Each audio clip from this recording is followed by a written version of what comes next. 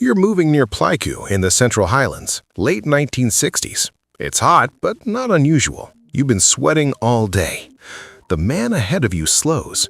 He stumbles once, then he drops his rifle. At first, nobody panics. He does that sometimes.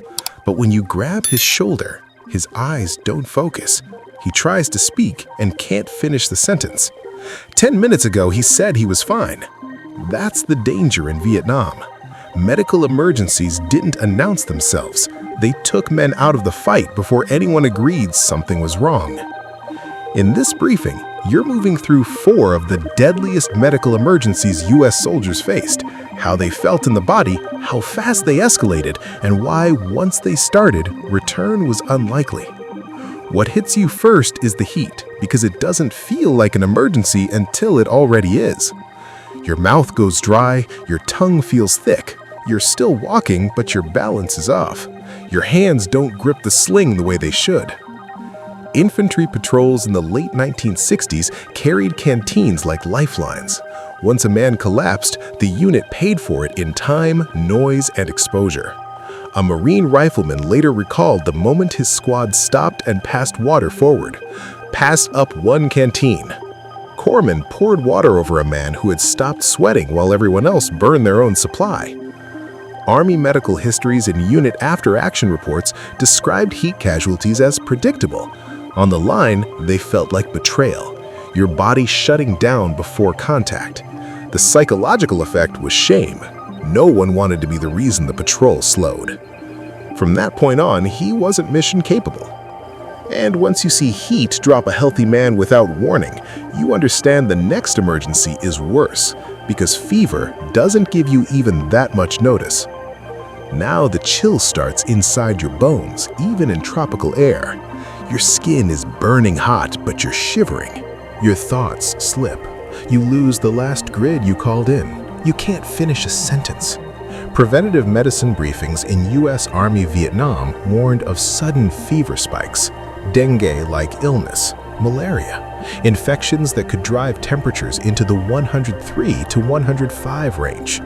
In the field, the distinction didn't matter. What mattered was speed. A Marine later recalled malaria cases climbing fast. He went goofy, convulsing. Corpsmen could cool him, but they couldn't stop what the fever was doing to his brain. Men started watching each other instead of the tree line. Slurred speech became as alarming as movement in the brush. Once evacuated, many didn't come back. That forced units to adapt, stricter discipline, earlier reporting. But the next emergency doesn't wait for permission.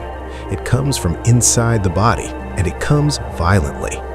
1 minute you're functional, the next you're folded in half. Sweat pours off you. Your abdomen locks up. You can't stand straight. You're close to shock. In June 1965 at Bien Hoa Air Base, a flight surgeon described a senior officer who complained of a little stomach trouble. Minutes later, he was pale, rigid, and crashing. The diagnosis came fast: perforated ulcer, a surgical emergency that can kill without a single shot fired. The impact wasn't just medical. Leadership vanished into a stretcher. The base slowed while the evacuation chain spun up. Men could accept risk on patrol. They struggled with a body that failed from the inside. After that, return was unlikely. And once you've seen the gut collapse without warning, you're ready for the most dangerous one, because it looks harmless until it's irreversible.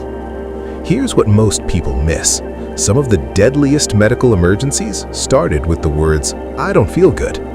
At the 71st Evacuation Hospital near Pleiku, nursing staff described wards running 12-hour shifts that stretched to 16, with dozens of patients and only a handful of corpsmen. When true crashes hit, overwhelming infection, liver failure, septic shock, there was no reserve manpower. One nurse later recalled a doctor who said, "I think I've got the flu." The next thing she knew, he was air evacuated and died en route to Japan. Hepatitis moving faster than anyone expected. Hospital narratives from the period emphasized constant infection pressure, contaminated wounds, insects, sanitation failures, conditions that turned routine illness into bloodstream collapse. The fear wasn't just death, it was helplessness. watching the clock win. Once evacuated, many didn't come back. By the end of a tour, these emergencies left a different kind of memory. Not firefights, breathing that sounded wrong, a man who couldn't focus, a medic moving faster because he knew it was already late. Official histories talk about evacuation chains and preventive medicine programs. Those mattered, but what stayed with men was the warning they never got.